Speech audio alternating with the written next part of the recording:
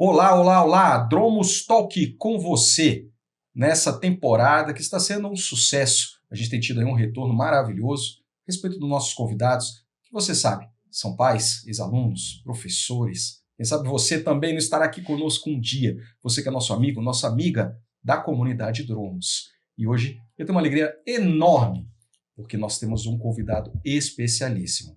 Porém, antes eu quero falar aqui da minha colega de bancada. Você já conhece, já gravou comigo aqui algumas vezes e eu sempre adoro, gosto demais de chamá-la, professora Carla. Seja bem-vinda mais uma vez. Muito obrigada, professor Rafael. E agora conhecendo um novo integrante da família Dromos, né? Que eu não conhecia. E vai ser muito legal. Que maravilha, legal demais. Olha, eu tenho aqui um convidado, a gente estava até comentando aqui nos bastidores que nós tentamos por algumas vezes fazer a gravação aqui. E não foi por falta de tentativa, mas finalmente deu certo. Ele é alguém que nos orgulha muito, é um ex-aluno do Dromos, é meu amigo. A gente estava comentando aqui, mais de 30 anos, eu não quero entregar demais, não, né, a nossa idade, mas é verdade, né? A verdade é essa, são 30 anos de amizade. E ele fez parte da primeira geração do Colégio Dromos. Olha que preciosidade nós termos aqui. Alguém de uma trajetória de sucesso, é um advogado. Vocês vão saber mais sobre a história dele, sobre ele. Que legal, estamos juntos. Muito obrigado, valeu. Pedro Costa, seja bem-vindo aqui ao nosso Dromos Talk. Obrigado, professor Rafael. Obrigado. É um prazer estar aqui. Obrigado, professora Carla. Tenho certeza que o nosso bate-papo aqui vai ser muito interessante. Com certeza, valeu demais.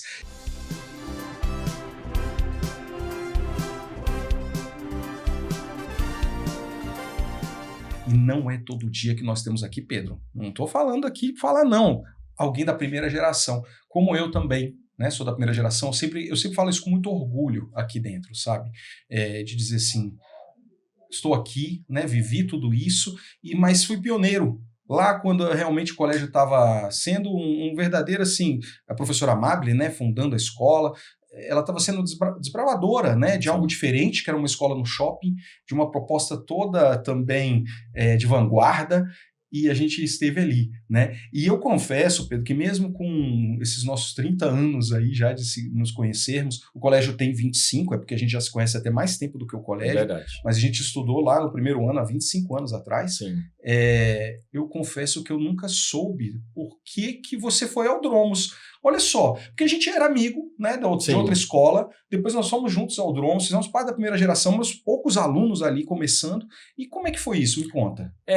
Eu estudava em outra escola na Asa Sul, né? Então a gente queria uma mudança, a gente queria uma temática de estudo e um foco diferente. Então a gente conversou com a professora Amable, eu e a minha mãe, e a gente viu e acreditou no projeto do Dromos. A gente foi lá, conheceu a escola, viu as estruturas. Tinham atividades extracurriculares que nos interessavam e que fugiam um pouco da normalidade do que apresentava o ensino médio. Então, a gente se interessou, a gente gostou e a gente apostou no projeto e a gente foi muito feliz. No período que eu estudei no ensino médio lá, nos 3 anos, que foi 2000 e 2002, né? Que a gente era, inclusive, da mesma sala. Então, foi ótimo, foi muito gostoso, foi bem interessante. Era uma proximidade dos alunos com a coordenação, era uma coisa que a gente gostava bastante, essa conversa, essa interação, de entender qual a necessidade que o aluno precisa, né? Qual é o objetivo que ele quer, aonde que ele quer chegar. Então, isso tinha bastante, tenho certeza que ainda mantém até hoje. Olha, é legal ouvi-lo falando bacana, isso, né, Carla? Porque a gente percebe que está no DNA da escola realmente desde o começo, desde né? o começo. Porque ele falou, né, da proximidade com a coordenação, a professora Carla é orientadora educacional aqui na escola, né, a super Carla, né? Ele fala orientadora educacional, mas é difícil até colocar aqui, né, Carla, tudo que você faz na escola, né? Ela realmente tem um papel importantíssimo aqui hoje, né? E você percebe que ainda hoje lá tinha esse papel. Pois é. E depois de 30 anos, Pedro, entrar no Colégio Dromos, voltar ao Colégio Dromos. Eu estava conversando com o professor Rafael. Eu estudei que era no terraço, né? Então, assim, eu vi aqui e saí do chão, literalmente, né? Mas fazia 10 anos que eu não vim aqui, tô acompanhando aí as mudanças. Mas é reviver as memórias, assim, né? Não só pelo professor Rafael, que a gente se conhece há muito tempo, mas é uma volta no tempo, assim. Mas é uma volta gostosa, é uma volta prazerosa. Muitas lembranças boas, né? Muitas lembranças boas, assim. E a gente é feito de lembranças, né? Sim. A gente é feito de marcações e de coisas que a gente vai crescendo e aprendendo com o tempo. Eu gosto bastante dessa área educacional. tem um pouquinho desse viés também, já tive em sala de aula, então eu gosto um pouco disso também. E eu o acho que que é mais te interessante. marcou, Pedro? O que é que tu lembra daquela época, assim, que ficou guardado e que você não esquece? Nunca esqueceu? Eu gostava muito, assim, de ser um colégio, que eu digo assim, regional, de ser um colégio agregador, e das atividades extracurriculares a gente tinha muitas coisas diferentes. A gente tinha atividade de jornalismo, a gente tinha atividade de primeiros socorros, a gente tinha atividades no Cerrado, a gente saía, era um grupo bem unido, assim, Entendi. que a gente ainda mantém grande parte do contato até hoje, e com o viés do profissional para o futuro, assim. Eu acho que isso é muito importante. Você quer preparar o aluno, ser humano, mas você quer preparar ele para o lado profissional, para o lado pessoal, e você está preocupado com os dois lados. Entendi. Isso é muito importante, eu tenho certeza que a escola tem esse cuidado e esse viés com isso. Bacana. Legal, Muito Pedro. bom. Você então entende assim que a gente sempre busca uma escola muito humanizada, né? Isso é o rosto do Exatamente, Domus, né? sim. Uma escola acolhedora, né? Hoje Isso. essa palavra fortaleceu-se ainda mais, né? Exatamente. O acolhimento, uma escola familiar, dá para perceber isso nas tuas falas, a gente não combinou nada, né? Você está trazendo isso para a gente aqui, eu fico muito, muito feliz e grato por isso. Você percebe que isso influenciou então também na tua trajetória profissional? Sei que você é um grande profissional, a gente vai falar sobre isso ainda, mas você entende isso também? Eu entendo, eu acho que o cuidado com a parte educacional, ela vai dar resultados depois. Tá. Você precisa ter o cuidado com o aluno, entender a necessidade de cada um de uma forma única, Sim, né? sim. É aquele aluno, é aquela história, é aquele entendimento. Você tem que tratar cada um de uma forma especial, individual, porque aquela pessoa vai contar aquela história depois, né? E a escola faz parte da história do aluno, Sim. de forma direta ou indireta, mas ela está inserida diretamente, tanto na parte profissional como na parte pessoal. Sim. Então, esse cuidado, ele é essencial, e eu sinto que o cuidado que eu tive, né, que a escola teve comigo, naquela época, foi, assim, primordial para que eu tivesse um sucesso profissional que está, assim, é um sucesso, ainda está em crescimento, mas a gente entende que uma base bem feita traz um resultado positivo para o futuro. Isso. E aquela primeira geração, Pedro, lembrando, né, que ouvindo você falar, eu também tô fazendo esse exercício, sabe, né? Carla, de memórias aqui. A gente chegando, como você falou, né, numa escola com uma proposta super diferente, uma escola no shopping, né, foi uma visão da professora Amabile, mas eu vou dizer, o shopping era um ambiente, mas era mais ainda essencial e fundamental essa proposta humanista, acolhedora. E o shopping ainda começando, Sim. Muitas lojas fechadas, assim, não fechadas, né, por abrir ainda, a gente andando naquele shopping ali que no começo, né, ainda era um pouco fantasma, a gente ocupava aquilo ali, né. O movimento era vocês. O movimento era a gente. Escola, né? sabe, assim, até do começo ali da praça de alimentação. Era o melhor horário, brincar, né, a Pedro? cantina era a nossa praça de alimentação, E a gente tinha né. uma coisa diferente, porque a gente tinha aula de manhã e de tarde, né?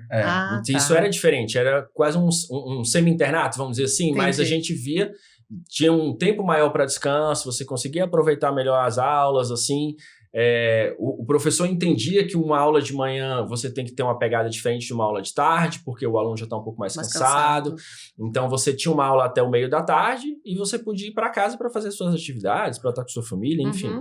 Então isso deixava o dia mais leve, tinha as monitorias também, né, que muitos ex-alunos participaram das monitorias que ajudavam muito, principalmente no vestibular e no PAS, que é o que todo aluno também fica focando, né? Então, isso tudo é um conjunto, né, que agrega para o resultado da pessoa. Show. E Pedro, nesses 3 anos você já vinha pensando sobre o direito? Como que foi isso, né? Você, não, já sabia o que eu queria fazer, ou chegou lá na hora lá, formou, e aí agora eu preciso tomar essa decisão, como é que foi isso? Não, então, quando eu estava no ensino médio, sinceramente comecei a pensar mais no último ano, né? Mas o direito ele foi aparecendo, assim. A minha mãe é formada em direito, então ela trouxe esse viés para mim, e o meu pai é médico, então são coisas completamente diferentes.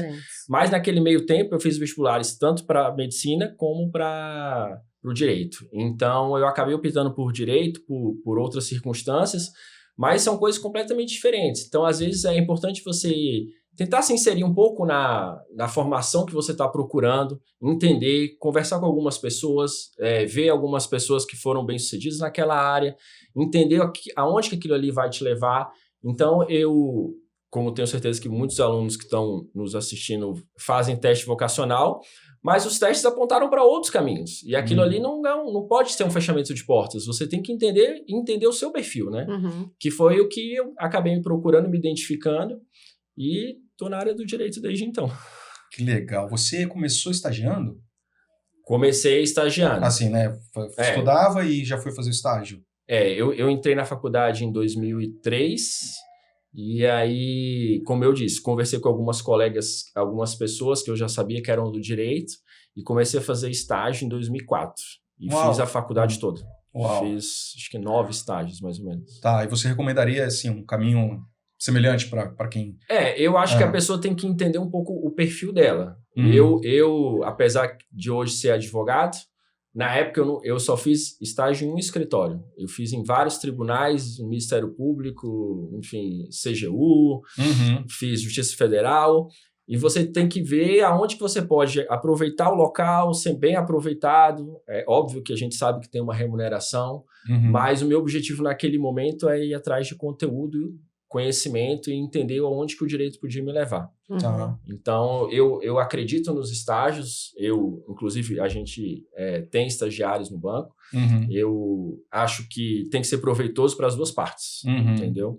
Mas, se não está dando certo, troca de local, entendeu? Eu acho que isso é uma oportunidade que permitir explorar, descobrir, justamente, né? Vá para outro ambiente, algum ambiente que você tem uma identificação maior. Não tem um ambiente 100% correto. Às vezes você se identifica mais com um, mais com o outro. Mas eu acredito que tem que ser feito um estágio, tem que ser feito um aprofundamento nas matérias, converse com algumas pessoas, converse com os professores, tente se identificar melhor para alguma área, porque é assim que as coisas vão mudando. Tá, legal. E, bom, imagina então nesse processo de descoberta você pensou, porque o direito tem aí ramificações várias, concursos públicos, né, relacionados a direito, por exemplo, né, tem aí opções muito interessantes e importantes, mas tem a nobre carreira do advogado. Tem. E aí, em algum momento, eu acredito que você falou, não, é isso mesmo, né? Eu sempre quis advogar, tá, né, mas não vou falar que é fácil, porque não é. Tá. Entendeu? Até porque na minha família não tinha nenhum advogado. Então, eu fui atrás de pessoas que tinham pais advogados, que tinham pessoas próximas. E nesse meio tempo aproveitei o conhecimento que eu tinha adquirido e fui fazer concurso. E nesse meio tempo eu fiz o concurso do Banco do Brasil, acabei sendo chamado, mas não abandonei o direito, porque eu sabia qual era o meu foco. Né? Quando você passa no concurso, na grande maioria dos casos, você vai trabalhar em agência, e não foi diferente comigo. Eu fiquei quase 2 anos numa agência, num shopping aqui de Brasília, mas continuei advogando. Então, durante quase 8 meses, eu fiz as duas coisas. É cansativo? Mas você tem que saber o que você quer. E aí, nesse meio tempo, eu fui indo atrás de como é que funcionava o jurídico do banco. E aí, fiz os processos seletivos e 3, 4 anos depois, acabei me ingressando na parte jurídica do Banco do Brasil, que estou desde então. Parabéns, Pedro. Sensacional. Muito bacana, muito bacana. O Banco do Brasil é uma instituição sagrada, né? Em palavras, eu não consigo nem dizer aqui o que representa o Banco do Brasil. Fundado, né, em 1808, se eu não me engano. Isso. Né, 1808. Então, o que representa para os brasileiros. E você hoje é advogado dessa instituição, né? Então, aqui em Brasília mesmo? Isso, aqui em Brasília. Eu sou advogado da área trabalhista. Vai fazer agora 9 anos especificamente, né? Então, assim, a gente já tem algum conhecimento, vamos dizer assim, com certeza, de bastante tempo, assim. Mas eu fui atrás do que eu acreditava, fui atrás dos meus sonhos. Tem dias difíceis? Tem, para todo mundo. E tem dias um pouco melhores. Mas eu costumo dizer que você tem que entender aonde você chegou e tudo que você passou e valorizar onde você está. E é isso que eu tento fazer diariamente. Então, hoje a tua formação é mais na área trabalhista. Isso. Eu atuo dentro do Banco do Brasil na área trabalhista, justamente. E quais são os desafios principais aí, Pedro, hoje, para você? Os desafios eu acho que é você gerir uma carteira de processos de uma forma organizada. É você se preparar bem para as audiências, é você ter o conhecimento dos processos para as sustentações, você também poder transmitir conhecimento para os estagiários, e eu acho que isso tem que estar no viés de todo mundo, porque o conhecimento ele se transmite para os outros. É você conversar com outros colegas, é você estar disposto a aprender, e você, como eu acho, e você aprende diariamente, você aprende com colegas, troca uma ideia, você aprende com um desembargador, você aprende numa situação, e você tá sempre aberto a isso, assim. Os desafios, eles são diários. Os desafios, desde você administrar, você ser organizado. A gente teve um período de pandemia, que todo mundo teve que aprender a trabalhar virtualmente, né? Sim, então, é um grande aprendizado. É um grande aprendizado para todos nós. Então, a gente vinha de uma forma de trabalho, a gente teve que mudar. Eu, particularmente, sofri um pouco os 2, 3 primeiros meses, assim, em casa, constantemente. Mas você tem que ter apoios, assim. Você tem que entender como é que a coisa funciona e tentar trazer aquilo para a sua realidade. Então, os desafios, eles são diários.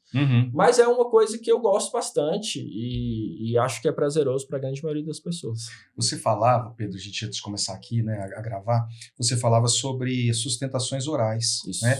E uma associação, uma conexão que foi inevitável, é que hoje aqui na escola, inclusive, nós estamos tendo o enriquecimento, que é um trabalho onde os alunos apresentam para uma banca de professores. E a ideia é, entre várias, claro, a organização, o trabalho em equipe, mas é também esse desenvolvimento da oralidade. Exatamente. É claro que aqui na escola, a gente faz nesse formato que lembra a sabatina, mas aí vem um professor com um olhar escolar para avaliar, conhecendo o aluno, que está, obviamente, num processo de formação. E aí, vindo você falar da sustentação oral, né? Você vai, me ajuda aqui até a me localizar nisso e quem está assistindo a gente. É uma apresentação para uma banca de magistrados, é isso? É isso, Você tem, enfim, tem um ou vários processos em que você se inscreve para pedir para sustentar o recurso, vamos dizer assim, no tribunal, né? Tá. São 3 turmas, no caso do Tribunal Regional do Trabalho aqui da 10ª Região de Brasília, e que são compostos por desembargadores. Então, você tem até 10 minutos para apresentar os seus argumentos para defender, no caso, o seu cliente, no meu caso, o Banco do Brasil, do que aconteceu no processo. Então, o objetivo é você, além de mostrar aquilo que já está escrito, mas tentar argumentar de uma forma diferente ou trazer um viés ou uma atenção diferente para quem vai julgar aquele processo. Como os alunos, às vezes, fazem o trabalho, todo mundo está vendo o trabalho ser montado, está vendo ser apresentado, mas quando tem a oralidade com a conexão bem clara, com uma forma bem expressa de uma forma correta, isso traz uma atenção maior para quem está julgando ou está observando o trabalho, né? Então, a oralidade, ela é essencial. Ela é super interessante e você vê que aquilo ali até valoriza mais o trabalho, né? É como se você pega um narrador para um evento esportivo. Se você vê que ele narra com paixão e tudo, você até tem mais vontade de assistir. É a mesma coisa. Uau. Fica mais engraçadinho, né? O poder de síntese, mais engraçado. É mais atraente, né? O poder de síntese também, né? Sim. Você falou em 10 minutos aqui, uau. 10 minutos é o máximo que você tem, né? O máximo, né? Mas depois de um tempo você começa a entender também aquilo que pode chamar a atenção de quem está ouvindo. Porque você tem que entender quem é o seu ouvinte também, né? Você está explicando, aqui a gente está fazendo uma conversa para os alunos que você tem que ter uma linguagem acessível, mas você tem que ter uma linguagem enriquecedora. Sim. Então, você tem que entender qual que é o seu público para aquilo que você está dizendo. Então, nesse meio tempo, depois de um tempo, você vai pegando um pouco de experiência e você sabe mais ou menos o direcionamento que você pode tomar. Ainda dá frio na barriga, Pedro? Dá. Né? Porque são processos de valores financeiros altos, então você tem que ter a responsabilidade sobre aquilo. Você não está representando... eu não estou me representando, estou representando uma instituição que tem um nome mundial, que você tem que ter um zelo e um cuidado que o cargo exerce. Né?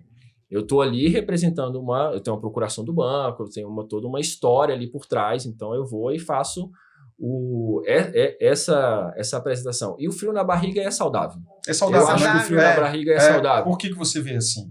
Porque no momento em que você passa um pouco disso, entre aspas, você deixa de se importar muito com aquilo. É mesmo, é. Então eu acho que isso é interessante, assim. Tá. Que requer uma atenção maior naquela situação. Sabe uma coisa que eu nunca esqueci? Foi que tem aquele entrevistador famoso, agora já está aposentado, ainda que ele ainda tem lá uma linha de programa, se eu não me engano. É o David Letterman, né? Uhum. E aí, bom, ele entrevistou centenas, se não talvez milhares, né, de pessoas e celebridades, e, enfim, né? Tinha provavelmente o talk show mais famoso lá dos Estados Unidos, Sim. talvez mais assistido do mundo. E aí perguntaram assim, o que mais chamou a atenção de todas essas entrevistas? Uhum. E aí ele falou uma coisa que ficou marcado. Ele falou assim, foi o dia que eu entrevistei o Frank Sinatra, com, sei lá, seus 50 anos de carreira. Sim. E o Frank Sinatra falou pra mim, né, falou pro David, que ainda dava frio na barriga antes de entrar no palco. É isso. Aí você imagina, né, apresentou para milhares de pessoas do mundo inteiro com o talento, com reconhecimento, com prestígio, né, e mesmo assim friozinho na barriga antes de entrar lá no porque palco. Tem gente que vai estar assistindo aquele show pela primeira vez, e talvez seja a única vez. Tem gente que já está lá várias vezes, ok. Mas ele tem que pensar naquela pessoa que está ali, que aquilo ali vai ser histórico para aquela pessoa. Então, às vezes, você espera muito um evento, você como espectador e tudo, você quer o melhor daquela pessoa que você espera. Então, o frio na barriga é nesse sentido, assim, é de apresentar o melhor que você tem a capacidade, você tem que se manter estudando, tem que se manter focado, tem que se manter dedicado, mas isso é uma construção, não é algo que acontece da noite pro dia, você se prepara, você se organiza e depois você colhe no futuro. Agora, Pedro, deixa eu te perguntar, cada banco tem o seu próprio advogado ou é um conjunto de pessoas, de advogados? Cada banco tem a sua equipe de advogados. Equipe. Mais ou menos quantos, assim? Hoje, aqui em Brasília, nós somos aproximadamente uns 30. Uns 30. Mas aí são de todas as áreas, não só trabalhistas, né? Sim. Mas aqui o jurídico do Banco do Brasil, responsável pelos processos de todos os tribunais do Distrito Federal, são aproximadamente uns 30 advogados. Suficiente ou tu acha que é pouco? Pela demanda? Não, olha, tô numa fase que eu não gosto de reclamar das coisas, entendeu? A demanda, ela existe, ela tem que ser cumprida, isso, entendeu? Mas, assim, novos colegas são sempre bem-vindos. Claro. Entendeu? Sempre um componente novo Justamente, mas cada banco tem uma forma, cada banco tem um jurídico, né? Então, assim, depende muito da demanda de cada banco. Assim. Entendi. Bacana. E quando a gente fala sempre aqui no Drone Talk muito, Pedro, a gente fala muito sobre propósito, sobre significado, né? E você compartilhou comigo também que é um pai de família. Sim. E que você tem uma filhinha Isso. de 2 anos e meio. Exatamente. Eu tenho uma pequenininha. O Pedro Pai é apaixonado, né? Eu tenho uma pequenininha, Isadora, de 2 anos e meio, que é uma graça, assim. Isadora? Parabéns. Obrigado. Ela é energia pura, alegria, é uma bênção nas nossas vidas, assim, e eu costumo dizer que as coisas têm que andar juntas, né? O pessoal e o profissional é importante, né? Sim. Porque se você não tá feliz com um e não tá feliz com o outro, a interferência é natural, assim. As coisas andando bem de um lado, andando bem do outro, o resultado é bom para os dois lados, né? Então, às vezes, mas graças a Deus ela tá super bem, assim, tá quase entrando na escolinha, mas é super comunicativa como eu, gosta de conversar, canta, brinca, pula, corre, tem energia, que gracinha. Assim, de sobra, graças a Deus. Que legal, que legal. O que você vê? Assim, porque eu tô com meu bebezinho de 4 meses, né? Então, e é impressionante, assim, o quanto que mudou, sabe? Muda tudo. Mas quando eu falo assim, não rotina, mas eu falo de perspectiva. Você começa a pensar que o futuro ele tem que estar bem delineado, porque você tem um filho ali que você quer trazer um futuro bom para ele, a perspectiva muda, você passa a ser mais calmo, você passa a ser mais compreensivo, você passa a ser mais organizado em casa também. Se você organizar as outras coisas, você passa a acordar mais cedo, você passa a dormir menos, né? Mas, assim, isso tudo faz parte, isso tudo é gostoso, assim, é uma mudança para todos os ambientes, e você passa a entender melhor que aquele seu filho, ele se espelha em você, então você tem que ser um bom espelho, você tem que mostrar um bom direcionamento, se você quer que aquilo ali também aconteça para o seu filho, assim, os pais, eles são o direcionamento, eles são o caminho que o filho provavelmente vai procurar, né? A gente não tem como ser 100% certeza, mas o melhor espelho tanto para a escola como para o filho, é a família. Uma família bem estruturada, uma família bem organizada, ela ajuda na escola também. Ela ajuda no direcionamento, na opção de vida que a criança vai fazer, ou que o adolescente vai fazer. Olha, Pedro, isso que você falou, a gente colocar assim nos alto-falantes, né, da Semeadora, passar em rede nacional, né? E você falando isso, porque agora, bom, meu com 4 meses, evidentemente, aí cada dia é uma descoberta. Com certeza. E essa coisa do imitar, né? O Pedro falou, mas como isso está assim, realmente, como isso é importante. Porque a primeira brincadeira é você fazer alguma coisinha com a boca ali diferente, justamente, né? Ele vai lá e te imita. Né? Aí ontem eu tava brincando, fazendo assim forte, assim, sabe? Aí ele começa a fazer, tá fazendo também, né? Eu fico maluco, né? Imagina, a gente fica doido com isso.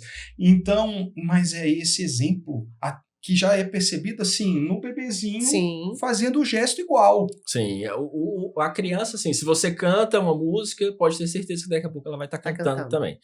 Então, assim, às vezes você escuta uma música, ela vai estar ouvindo também. A gente tem que ter um pouquinho de cuidado com as palavras, porque ela repete as palavras. Então, assim, a gente começa a ver exatamente isso, o desenvolvimento das crianças, sempre, né? Mas a gente costuma dizer que hoje em dia são sempre mais rápidos do que quando a gente era pequeno. Até porque o acesso à informação hoje ela é muito fácil, né? Informação boa e ruim, mas o acesso ela é para todos.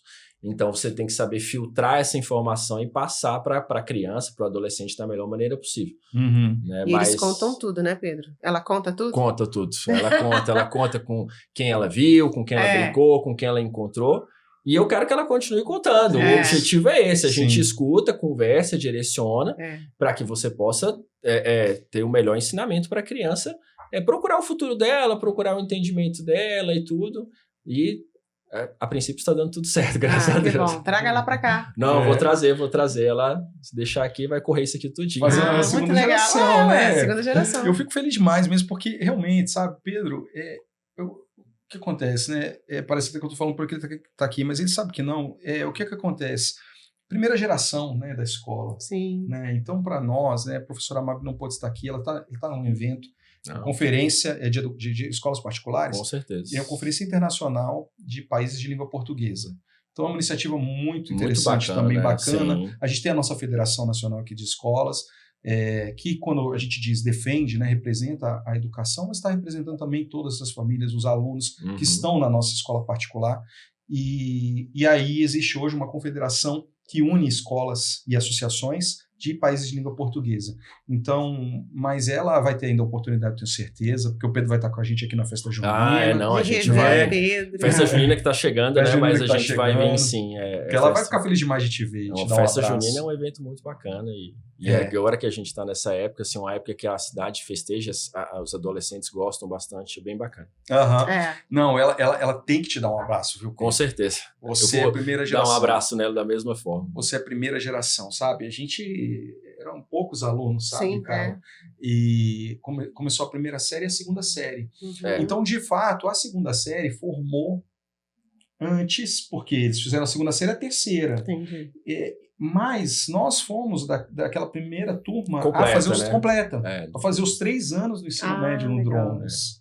Né? E eram poucos alunos, nós éramos 15, 20 por sala, então eram 2 salas só, então assim, tinha um contato único, né? Uma forma bem agregadora assim mesmo, de todo mundo entender a necessidade de cada um, todo mundo conversar, e depois, né, em 2002 a gente acabou formando aí, foi ótimo. E nada, 25 anos. É impressionante. Foi um dia desses.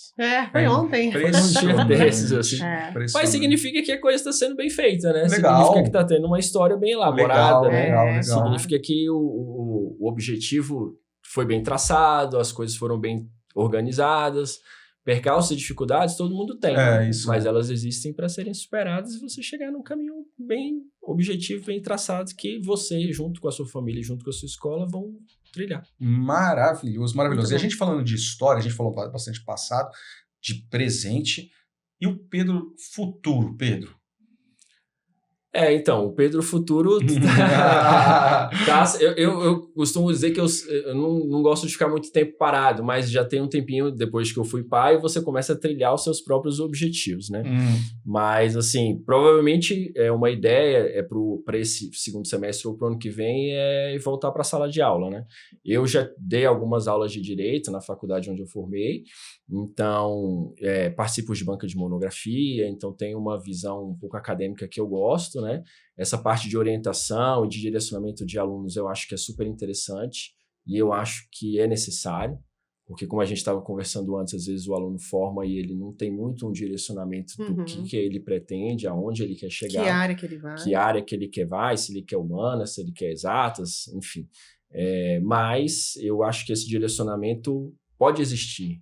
E às vezes a pessoa só quer uma conversa, só quer um exemplo, só quer uma inserção dentro daquela área que vai abrir os caminhos para ela. Então, tem gente que tem mais dificuldade? Sim. Tem gente que tem mais facilidade? Também. Mas a gente tem que entender qual é o ponto de cada aluno, assim, né? Então, meu objetivo é esse, é voltar a escrever. Eu, como a gente conversou antes, eu já tenho um livro publicado, talvez uma segunda edição, talvez um outro livro, não sei ainda.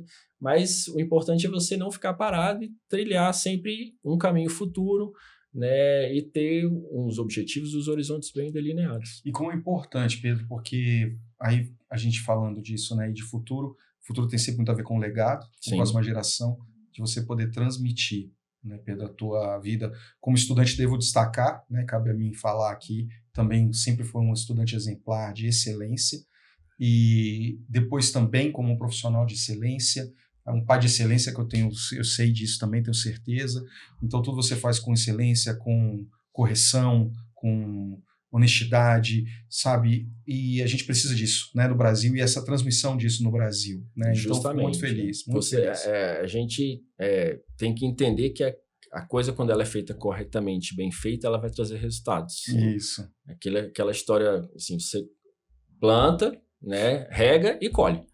É quase isso, assim. Não é simples, mas o resultado ele aparece. Às vezes pode demorar um pouco mais, às vezes pode demorar um pouco menos, mas você deixar um legado, você deixar uma história, você deixar um exemplo, seja para o seu filho, seja para o seu irmão, seja para o seu pai, ele é necessário. Ele é importantíssimo e eu tenho certeza que é o propósito que a escola procura, né? A escola, com as atividades, além das atividades curriculares, você tem atividades extracurriculares. Eu vi que vocês têm um grupo de xadrez, né? E vocês têm as outras atividades que isso agrega, né? Tem um grupo de matemática também que os alunos vão se interessando mais e vão trazendo resultados, tanto para a escola como para o próprio aluno.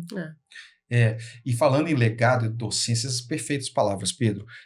Legado e docência, eu quero fazer aqui uma semana de... Eu ainda quero escolher um nome legal, sabe?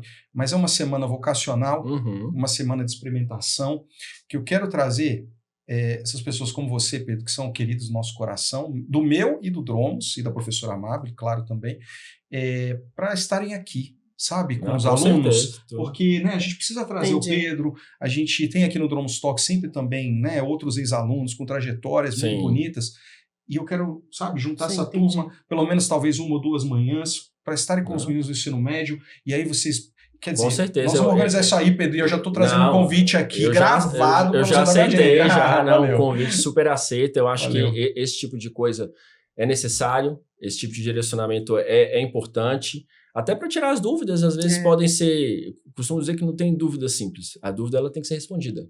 Então, assim, faça a sua pergunta, tire a sua dúvida, né, seja para o aluno, seja para o professor. Às vezes o professor conversa com o aluno fora do ambiente de sala de aula e aquela dúvida ali vai trazer um outro direcionamento para o aluno em outros sentidos.